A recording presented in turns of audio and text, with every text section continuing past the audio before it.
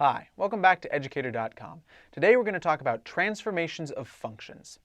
By now we're familiar with a variety of different functions, things like x, x squared, square root of x, absolute value of x, etc., etc. We've seen a bunch of different fundamental parent functions, that function petting zoo we visited in the last lesson. However, we often have to work with or graph functions that are similar to these fundamental functions but not precisely the same. They're not the ones we're already familiar with exactly. Many times the difference is the result of a transformation. So a transformation is a shift, a stretch, or a flip of a function. And when I say that, I mean that graphically. It's been moved either left, right, or up, down. It's been stretched either horizontally or vertically, or it's been flipped vertically or horizontally. Understanding transformations is useful for working with functions or building our own functions if we want to build one from scratch. For this lesson, we'll begin by looking at vertical shifts and stretches because they're the easiest ones to graph. It's easiest to understand moving things around vertically. Then we'll learn how horizontal shifts and stretches work, and what we've understood in vertical will give us a slightly better understanding of what's going on horizontally. And finally, we'll look at flips. All right, let's go. Very first one, vertical shift. This is the easiest one of all. To shift vertically, you simply add to a function. Positive numbers shift up, negatives shift down. So let's see an example. Consider f of x equals x squared graphed with f of x plus 2 equals x squared plus 2, and f of x minus 7, which equals x squared minus 7. So f of x equals x squared, our base function, is the red part of our graph. If we want to see what f of x plus 2 is, that's the blue graph. And finally, the green graph is f of x minus 7. So notice, if we just take a function and we add 2 to it, it gets raised by 2 units. The height goes up to 2, right? It goes up to here. But if we take the function and subtract 7, f of x minus 7, which would be x squared minus 7, it goes down by 7. It goes lower off of its base of, normally starting at 0, 0. X squared has its home base in a way at 0, 0. It drops down by 7, or we can raise it up. So we can move it up and down with this vertical shift. What's going on? Think about it like this. If we want to move one point vertically, we would add k to its vertical component, its y value. So let's say hypothetically, we want to change the point 1, 2. We want to move it up by 5. So if we want to move it up by 5, we just add 5. We'd have 1, 2 plus 5, which would be 1, 7, right? That's what we'd get if we wanted to move it up by 5. So to move up 1 point, we just add k or subtract k, but let's think of it as adding a negative k. So we add k, and if k is positive, it goes up. If k is negative, it goes down. So that moves 1 point up. If we want to move all of the points in a graph, then we have to add this to all of the verticals, all of the vertical components. Now remember, the vertical components of a function's graph is the function's output. So the function's output, we just need to make the output be k more, or k less if it's a negative number. So we add k to it. We just change the output everywhere by adding k to the function. So if we start out with f of x, and we want to vertically shift by f, we just use f of x plus k. If k is positive, it moves up. If k is negative, it moves down. Simple as that. So f of x plus k. We take our original function and we add k to it, and we've got a vertical shift of k units. Great. Next, vertical stretch, shrink. If we want to vertically stretch or shrink a graph, we want to pull it, stretch it, or we want to shrink it, we want to squish it, we multiply the function by a multiplicative factor a. If 0 is less than a, which is less than 1, a is between 0 and 1, the graph will shrink. If a is greater than 1, the graph stretches. So let's see an example. Consider f of x equals x squared, so that's the one in red. That's our basic function that we're starting with to have a sense of how things are going to go. And then we compare that to 3 times f of x. Has a multiplicative factor of 3 hitting it. So in this case, we've got the graph stretching because it's 3 times f of x, so a is greater than 1. And indeed, this one right here has been stretched up. We have the parabola normally, but we instead sort of grab it and pull it up higher. So if we look at this, every point here is 3 higher. Here is 1, 2, 3 higher to get up to there. If we compare that to the shrinking, in the green graph, we've got a is equal to 1/3, so 1/3 is between 0 and 1, so it's been shrunk, it's been squished down. So where we are at the red, we go to 1/3 of where we are at the red, and we find ourselves on the green one. So it's been squished by a factor of 1/3. So we can either stretch it with a larger than 1 factor or squish it with a less than 1 factor, but not in the negatives. We'll talk about negatives later. What's going on? First, when we say stretch shrink, it means we're grabbing a point and pulling or pushing it away from or toward the x-axis. So for example, let's say we've got the point 1, 2, and we want to apply some multiplicative factor to the point's height. So its height is just 2. So if a equals 1/2, then we get 1, 2 times 1/2. So we get 1, 1. We have halved the point's height, right? If we are at 1, 10, it would become 1, 5. We are squishing by a factor of 1/2. We could also expand by a factor of a equals 7, and it would get multiplied by 7. So we've got this multiplicative factor either pulling it apart if it's greater than 1 or squishing it together if it's less than 1. If we want to do this to all the points in the graph of a function, we need to apply that multiplicative factor to all of the function's outputs. To do it to all the function's output, we need to multiply the function itself. We multiply the function by a. So that will apply it to all the outputs, because the function tells us where the outputs go. So if we multiply something against the function, it will have done it to all of the possible outputs that will come out of that function. So to stretch shrink a function by a multiplicative factor a, we use a times our function, a times f of x. If a is greater than 1, the function stretches. If a is between 0 and 1, it shrinks.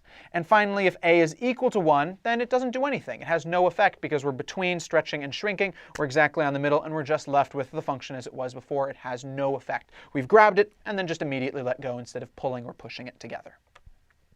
Horizontal shift. This is a little more complex than vertical shift, but we're ready to talk about this now. To shift horizontally, we need to change where the function sees x equals 0. We do this by plugging something different than x into the function. And what I mean by that is, you can take, for example, a normal line, right? Normal f of x equals x kind of line. Well, if we want, we could say that in a way, its home base is this 0 point, right, where it crosses that axis. It's where it sees 0 in the x-axis. But we could also talk about another graph where it's the same line but shifted over to the right. What's happened there is we've taken this home base and we've shifted it over by some amount, right? We've shifted it over by some amount. So we have the same picture, but it's been moved to the right. We are seeing the home base, the effective x equals 0, in a different place. That's the idea we want to bring to this. Consider f of x equals x squared. So once again, we see that in red. Graphed with f of x minus 4 equals x minus 4 squared. That one is in blue. It's been shifted 4 units to the right. And f of x plus 2, that one is in green. X plus 2 squared. It's been shifted 2 units to the left. Now, that might seem counterintuitive at first, right? Minus 4 causes us to shift to the right, but plus 2 causes us to shift to the left. So to understand what's going on, we need to think about this a little more deeply. What's going on? Think about it like this. The graph of a function is a way to look at how the function sees the x-axis, right? A graph is where an input gets placed as an output. That's at least one way to interpret a graph, and it's how we're doing it for functions. So if we are looking at a graph, it's how it sees the entire x-axis, at least all the x-axis in our viewing window at once. That x-axis is mapped to some sort of curve. It takes in each x value in the x-axis and it outputs a y value. A graph shows us how the function is seeing all of the x-axis at the same time. Now, normally we plug in just x, right? So the x-axis looks like your normal number line. 0 in the middle, 1, 2, 3 out, negative 1, 2, 3 out in the other direction. So 1, 2, 3, negative 1, 2, 3. It's exactly what we're used to. It's your normal number line. But we can move this number line around. We can move this home base. So currently our home base of 0, think about it as a home base for now. 0 is in the middle when we plug in just x. How do we move around that home base? We move it around like this. So normally, once again, our normal plane x, normal number line, we can move it around by plugging in x plus k. For example, if k equals negative 2, then our normal home base now, it's k, it's x minus 2, so it's 0 minus 2, and we get negative 2. 1 minus 2, and we get negative 1. 2 minus 2, and we get 0. And hey, look, our home base has shifted 2 units to the right, right? We've gone over 1, 2 clicks over to the right.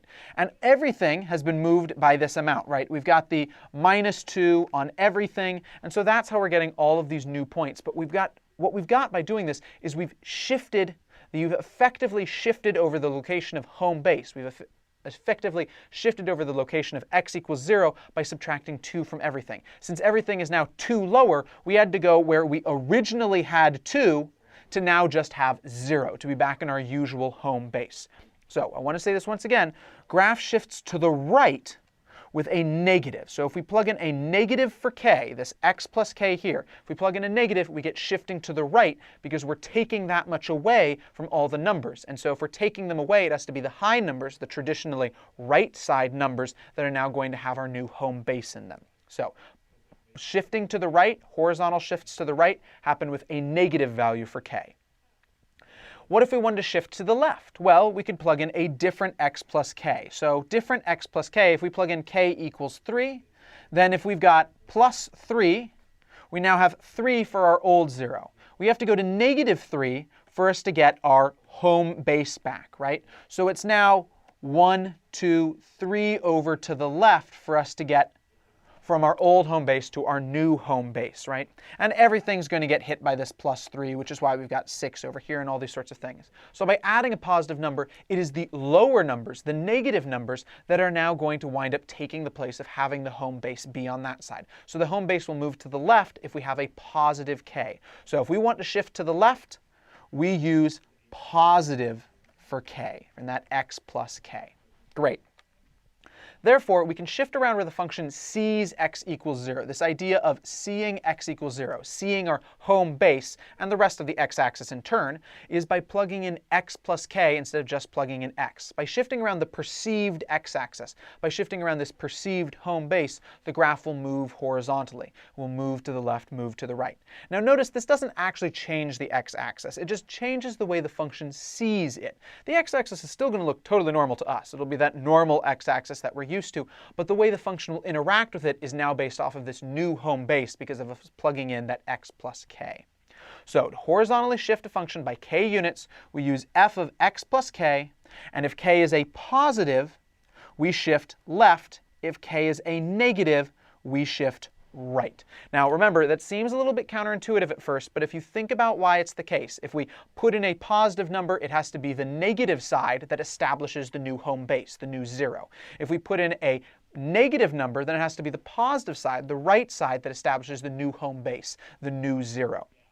So it seems a little counterintuitive, but you think about it through that. Think about those slides, those ideas we just saw, and you go, oh yeah, it makes sense that I'm plugging in the positive to go left, plugging in the negative to go right. All right, horizontal stretch. So this idea is similarly complex, but now that we understand how horizontal shifting works, this will probably make more sense. To horizontally stretch or shrink a function, that is, to pull it apart or to squish it together, we need to change how fast the function sees the x-axis. Once again, it's not really literally seeing it. The function isn't a living, breathing thing, but the way that it's going to interact with it, we can effectively personify it and pretend that it's alive for this.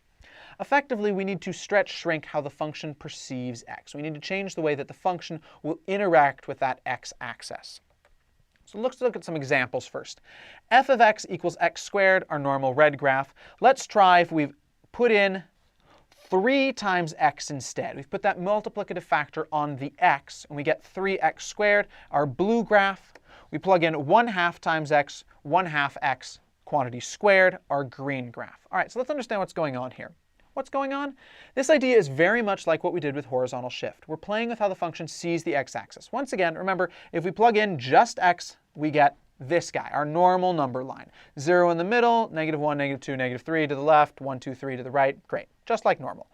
But we can speed this up. We can speed or slow down the experience of this number line.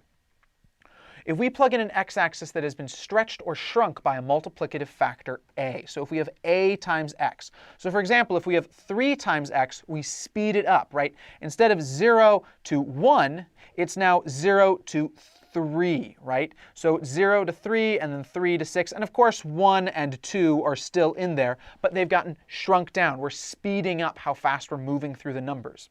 So each number effectively has been multiplied by 3. We're moving through the numbers faster, which will condense the graph. The graph will be happening faster horizontally, so it's going to go through what it would do normally faster. We can also expand it by slowing it down with a small a. If we put in a small a, like 1/2 times x, we go from 0 to 1, and now we're 0 to 1/2. We have to take 2 steps forward before we even manage to make it to 1, so now we're going at a speed that is half the speed originally. We are slowed down by a factor of 2. Okay. So by applying a multiplicative factor a to x, we can change how fast the x-axis looks to the function. This change in horizontal speed either stretches or shrinks the graph horizontally. If it looks faster, the graph will compress because it has the same amount of things happening in a shorter amount of x time. If it is stretched, then it's going to wind up, if we slow it down, it will be stretched because it takes more x time to be able to get through the same information. And like before, this doesn't actually change the x-axis that we see, it's just how the function will interact with the x-axis. So to horizontally shrink a function by a factor of a, we use f of quantity a times x. We fiddle with how that x-axis works. We change around the speed that that x is moving at. So if a is greater than 1, it will shrink horizontally because we've sped up. So a greater than 1, it shrinks horizontally because it's speeding up how fast the x-axis goes. We want to think about that in terms of speeding up. It makes it easier to understand what's going on. So if we speed it up by putting in a large a greater than 1, we're going to shrink horizontally because more stuff will happen in the same period of time. 0 less than a less than 1, we are going to stretch horizontally. It will slow down the x-axis because we now have to go through a longer interval, a longer amount of x time for us to be able to get the same information through. So a greater than 1 shrinks horizontally. Sorry, a greater than 1 shrinks horizontally. It speeds up. If a is between 0 and 1, it stretches horizontally. It slows down. All right. Vertical flip, which we might also call mirroring vertically or a vertical mirror. To vertically flip a graph around the x-axis, we simply multiply the function by -1. It's as simple as that. We just multiply the function.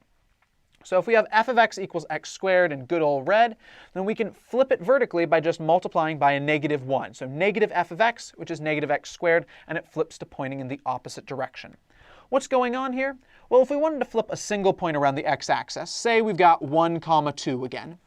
If we wanted to flip it around the x-axis to the opposite height, then we would just multiply the vertical component, the y value, by -1, right? So vertical times -1 would become 1, 2 times -1, or 1, -2. We have flipped that point to the opposite vertical location, the opposite height.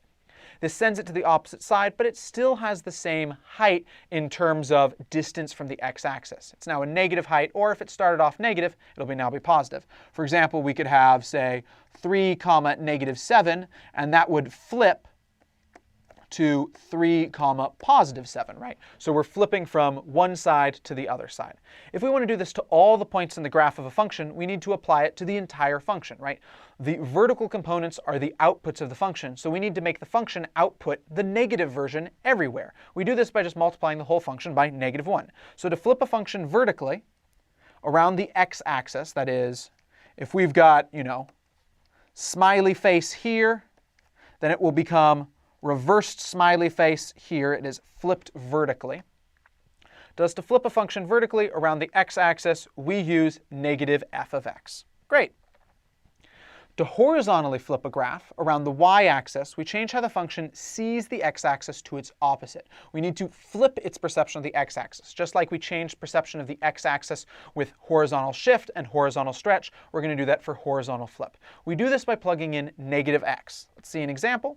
Consider f of x equals square root of x. So if we've got root x, then that's the red graph. We couldn't use x squared because its horizontal flip will just look like the exact same thing.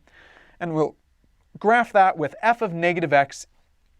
So we plug in -x and we'll get negative root x, which winds up pointing in the exact opposite direction. Why is it pointing in the exact opposite direction? Well, if we try to plug in a positive number, like say +6, square root of -6, if we plug in x equals 6, it's going to get us square root of -6, which does not exist, right? Does not exist. So it doesn't exist on the right side, just like square root of x, normal square root of positive x, doesn't exist on the left side. So our blue graph has to go in the opposite direction because it sees negative 6 as being the same height as the red one sees positive 6. All right. What's going on here? How is this working? We're reversing how the function sees the x-axis. So normally, once again, we see x going off to the right and to the left, just like usual. But if we plug in negative x, it reverses. So let's put some color here so we can see what I'm talking about. So if we have on our normal positive x version, it goes to the right in red, and it goes to the left in blue. When we plug in negative x, we see it goes to the right in blue and the left in red, right? If we hit 3 by negative 1, it becomes negative 3. Negative 3 by negative 1, it becomes positive 3. So we've flipped the order that the x-axis occurs in, right? As opposed from going negative to positive, it now goes from positive to negative. We've flipped the order that it occurs in. So to flip a point horizontally around the y-axis, we need to just multiply the horizontal component by negative 1. For example, our good old point 1, 2. If we want to flip horizontally, then we're just going to look at the negative version of the x-axis. So we'd go to negative 1, 2, right? So this will move the point to the opposite horizontal location. If we plug negative x into a function, it reverses how it sees the x-axis throughout. So we'll be plugging in opposite horizontal locations everywhere, so everything will flip to the opposite horizontal location.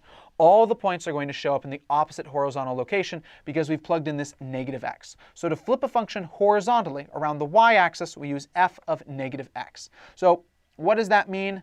So once again, say we have some smiley face over here. So smiley face sadly doesn't have a, anything left-right. He's a perfect left-right thing. So let's make smiley face. It's now Ms. Smiley Face, and Ms. Smiley Face has a little bow. So if we flip her around the y-axis, we flip her horizontally, she will show up on the other side, and her face will look the same because her face is mirror symmetric horizontally, but now her bow is going to be on the opposite side. Right? So she shows up on the opposite side now. She's been mirrored horizontally around the y-axis. Here's a summary of transformations. I know it is a lot of different transformations that we've seen at this point, so don't worry if you have to refer back to this list later on. Also, if you currently have some sort of book that you're working on along with this course in, or if you have another teacher who's working in a book, you're almost certainly going to be easily able to find a table of these in any section where they'd be teaching the same stuff in that book. So this table is really useful because it can be a little hard to remember all of them right off the bat. Vertical shift is f of x plus k. K is positive, causes us to go up. K is negative, causes us to go down. Vertical stretch is a times f of x. If a is between 0 and 1, it shrinks it. If a is greater than 1, it stretches it. Horizontal shift is you plug in x plus k. K is positive, we go to the left. K is negative, we go to the right. Horizontal stretch is 0 to 1, means we slow down, and slowing down means as we stretch out. A greater than 1. Did I say horizontal stretch? F of a times x. I'm not quite sure I said that. A greater than 1 causes us to go faster, which means we squish together.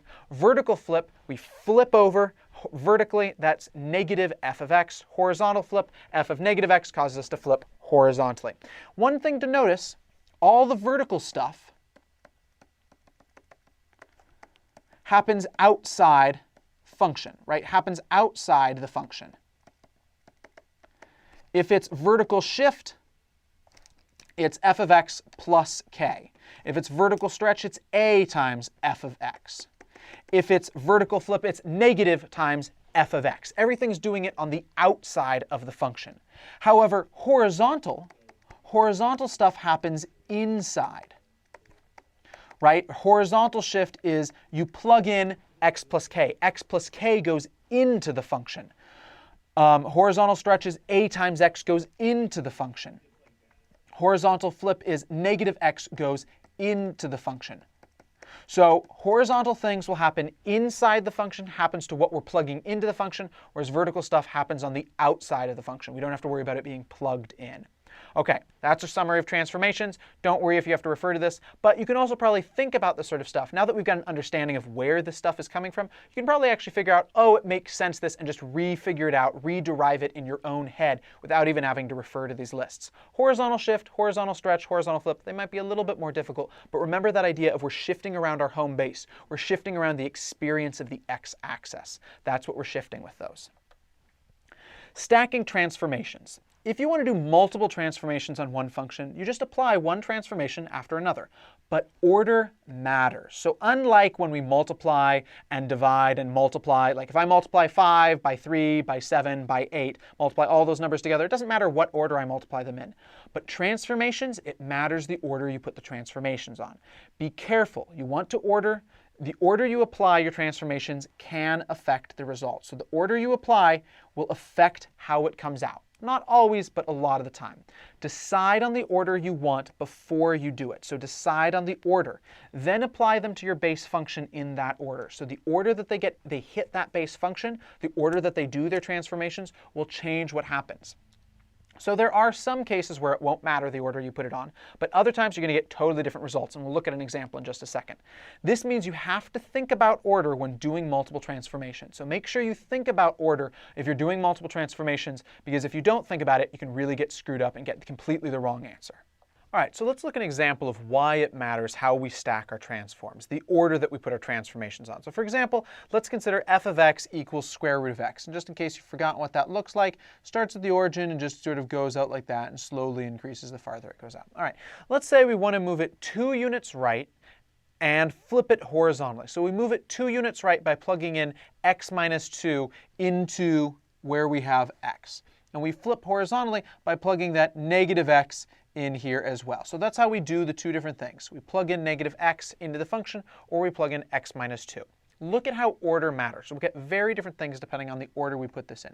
So if we move and then we flip, so then first we would move, right? We'd plug in x minus 2 first, so we'd get square root of x minus 2. And then we do the next action is flipping. So we then plug in negative x next. So negative x will go in to where we have x. So we'll get square root of negative x minus 2. So that gives us a function g of x equals square root of negative x minus 2, which would look like this graph right here. And that makes sense because I think this is the direction of right for you guys. For me, it's my left, but hey.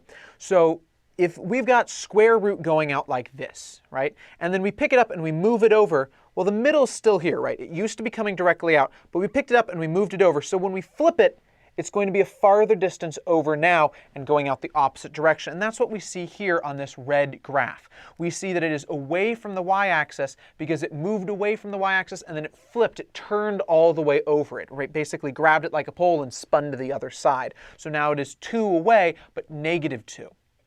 What if we did flip and then move? If we did flip and then move, first thing we do is we'd plug in the negative x first. So negative x would go in first, and then into that x, we would plug in x minus 2. So x minus 2 goes in there. So we've got x minus 2 is now replacing the x. Because, right, we're plugging into the function, we're just plugging inside of that x. Remember, it's just a placeholder. It's not actually it doesn't really mean that we've got just x allowed to be there. It's just a placeholder for f of blank equals square root of blank. And so if we want to flip horizontally, we plug in negative x. If we want to move units right, we move x minus 2. So flip, then move, we've got square root of negative x. And then the next thing we put in the move, so we plug into that x and x minus 2 instead of x. So we've got negative quantity x minus 2. So that gives us the function h of x equals square root of negative x plus 2, because the negative cancels out the minus sign. So that's going to start at positive 2 and then move off to the right. So it starts at positive 2 and moves to the right. Once again, this makes sense. We've got this sort of center post of the y-axis, and it moves off to the right. Normal square root moves off to the right. So if we start off by flipping it, so it's going this way, and then we move it 2 units to the right, we're going to still be going right of that y-axis. We will move right of that y-axis. So when we move and then flip, we move this way, but then we flip into this location. But when we flip and then move, we start off going this way, but then we sort of flip into back this way, but then we move after that. So that's why we're seeing 2 totally different things. So the order we put the transformation on, we get totally different answers. So order really matters with our transformations. All right, let's start working some examples. So we want to give three transformations of f of x equals x cubed minus 2x plus 2. First thing, we shift it down by 5. So we'll do this in red. Shift it down by 5. So we do that. Remember, f of x, shift it down by 5, f of x minus 5, f of x plus k. So if we want to go down 5, it is negative 5 that we plug in for k. So f of x minus 5, so f of x minus 5 will give us some new function. Let's name this. So let's say it is g of x is equal to, I'll rewrite it so we can see more easily what's going on. G of x is equal to f of x minus 5, which would be x cubed minus 2x plus 2, our normal function, and then just minus 5. So we've got gx equals x cubed minus 2x plus, sorry, not plus, but minus 3, 2 minus 5. Minus 3, and that's what we get for shifting down by 5. If we want to shift right by 2, then let's make a new function. We'll call this one h of x. And then h of x is going to be equal to f, our original function, shifted right by 2. We do that by x plus k. Going to the right causes a negative k, because we have to get that 0 to show up on the right now. So x plus k. So x plus k, it's x minus 2, since we're shifting to the right, equals, we plug in for our old x, our old placeholder is now replaced by x minus 2, so x minus 2 cubed minus 2 times x minus 2 plus 2. And if we wanted to, so we could expand and simplify, but that's really not what the point of this lesson is about, expanding and simplification. I'm pretty sure you guys can handle that. And if you can't, we'll have other lessons where we're doing that more carefully in polynomials. So we could expand if we wanted, if we had to for the problem.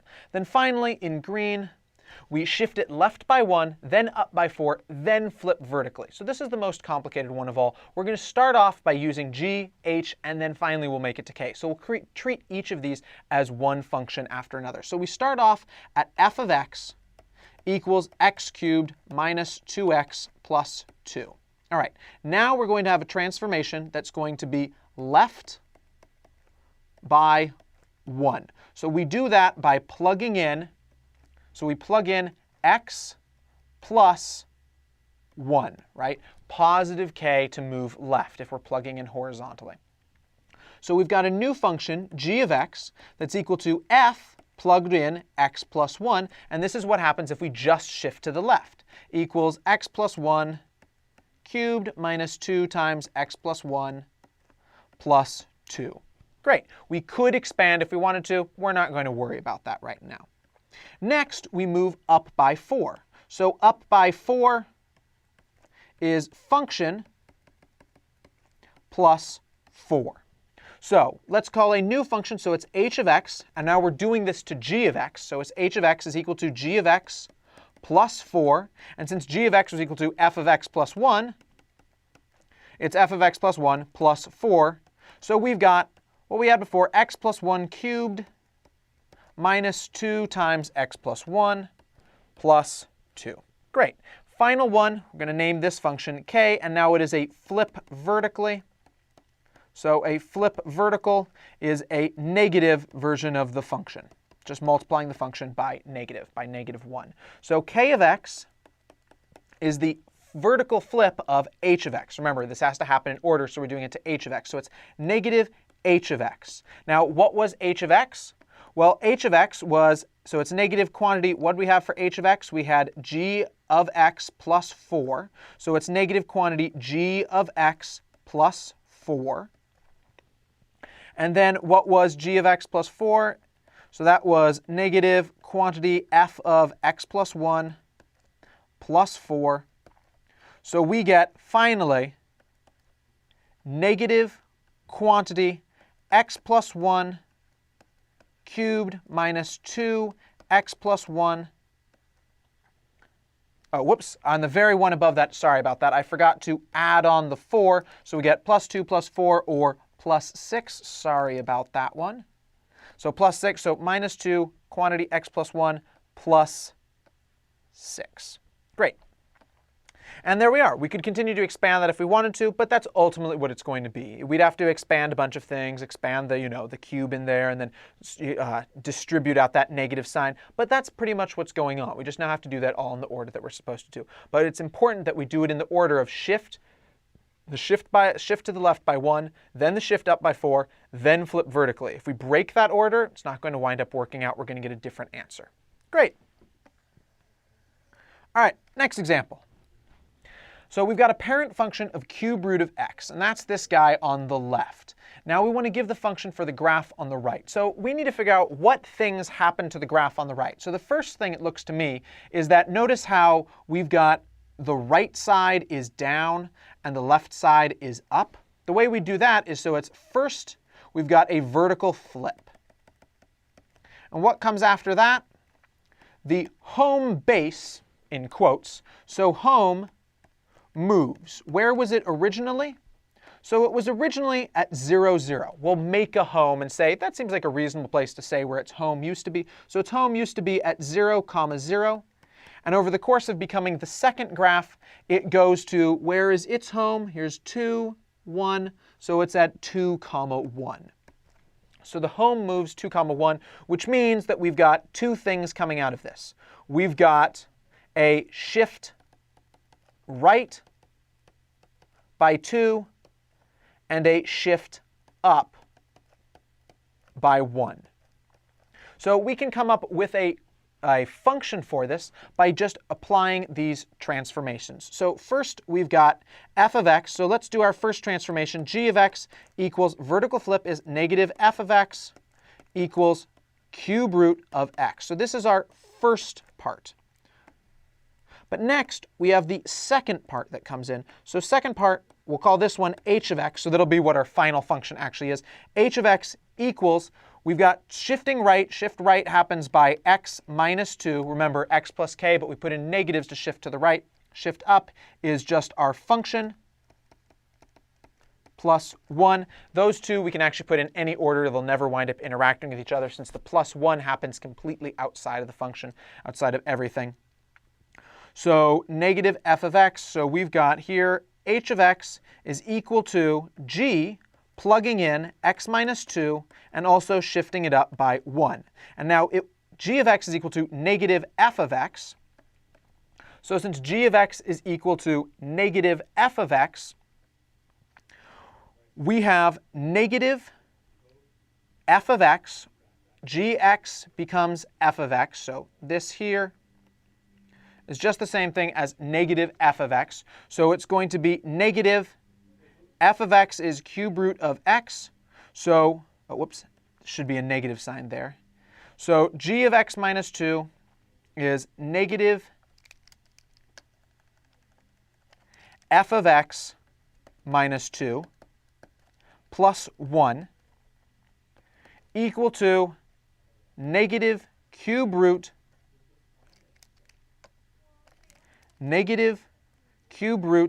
of x minus 2 plus 1. So the function that we're seeing over here is h of x equals negative cube root of x minus 2 plus 1. Great. For this example, we want to give the parent function f and what transformations were applied and the order they were applied in to create g. So g of x equals 7 minus x cubed for the first one. So the first one, we'll do it in red.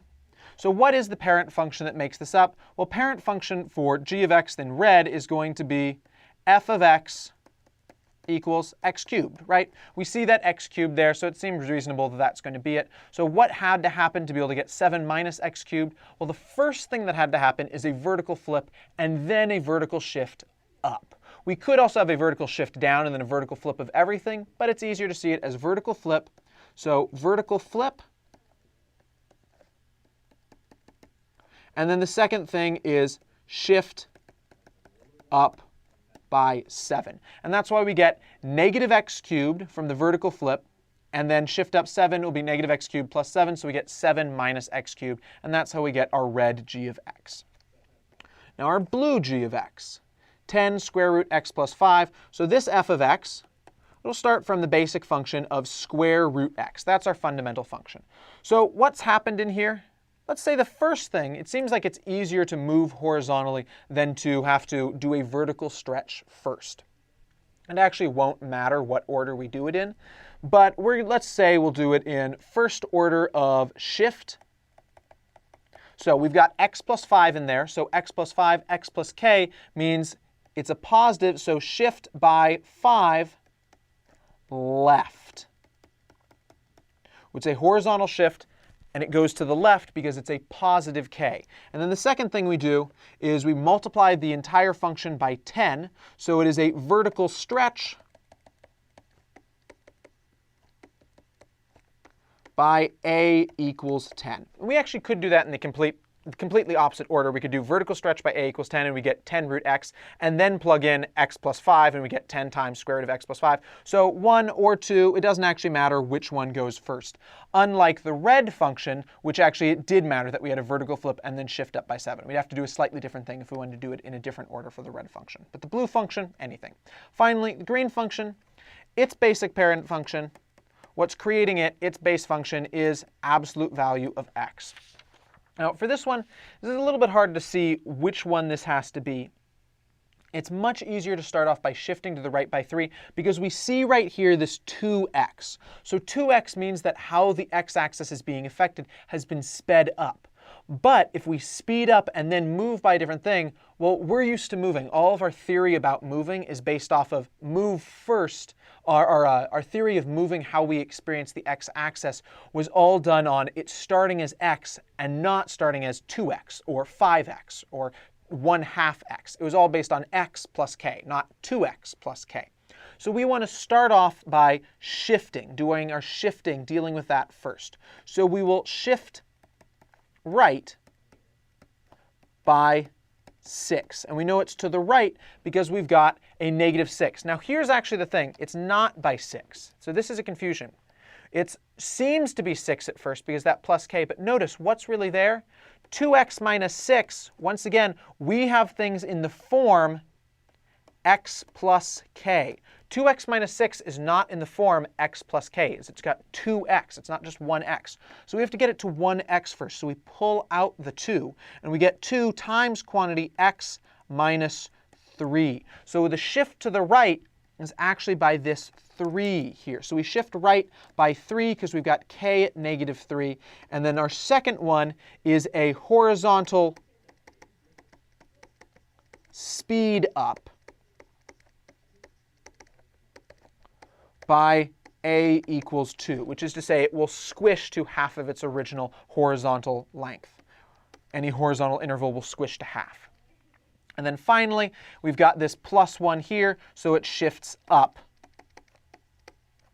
by 1. Now it actually turns out that the 3 could be at the top, or it could be at the bottom. It doesn't matter. Shifting up by 1, that could happen at the very beginning, could happen at the very end. But because of this shift right and a horizontal speed up, we have to have it in this x plus k form. So we can't get it out of 2x minus 6 because it's 2x plus k. That's not the same form. We have to have it as x plus k, so we have to pull that 2 out first. There is a way where we could have the horizontal speed up go first and then shift, but it's much easier to think in terms of the shift right and then the horizontal speed up. And if that one seemed a little confusing, I wouldn't worry about it too much. That's probably the absolute hardest kind of question of this type you'd ever see, at least for the next, couple years till you're in college, or if you're taking an advanced, not to say just in college, but taking an advanced level math class in college. So don't really worry about this right here. This is a fairly difficult kind of problem, but this is the sort of thing you want to be thinking about it with. You want to be thinking in terms of what do I have to do here if I'm following that formula table, if I'm following that table, and you have to follow it carefully. What does it have to fit in? It has to fit in things of the form x plus k, and you notice 2x is different. It's not in that same form, so you have to get it into that form before you can use the stuff that we talked about before. All right, final example. How is vertically stretching the graph of f of x equals x squared the same as horizontally stretching it? So remember, a vertical stretch, is done by a times f of x. Horizontal stretch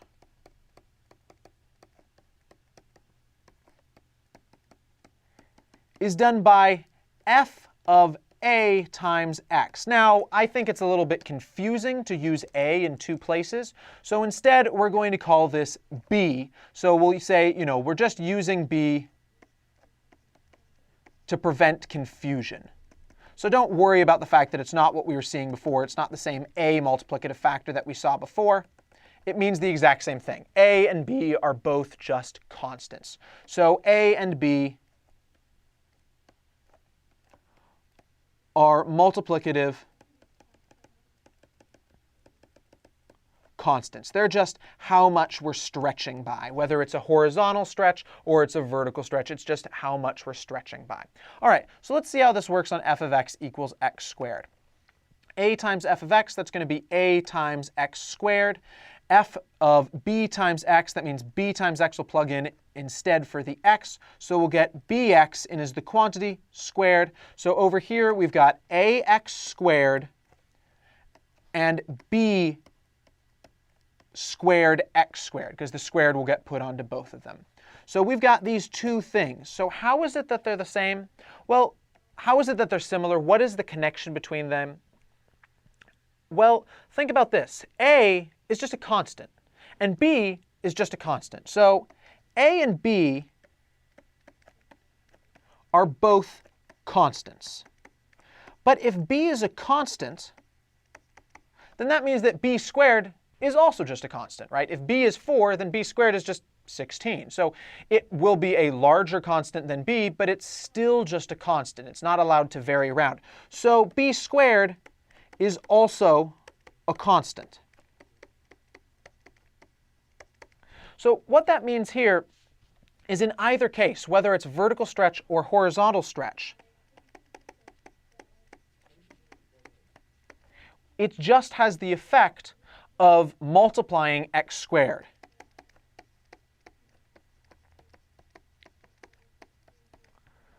Of multiplying x squared by a constant.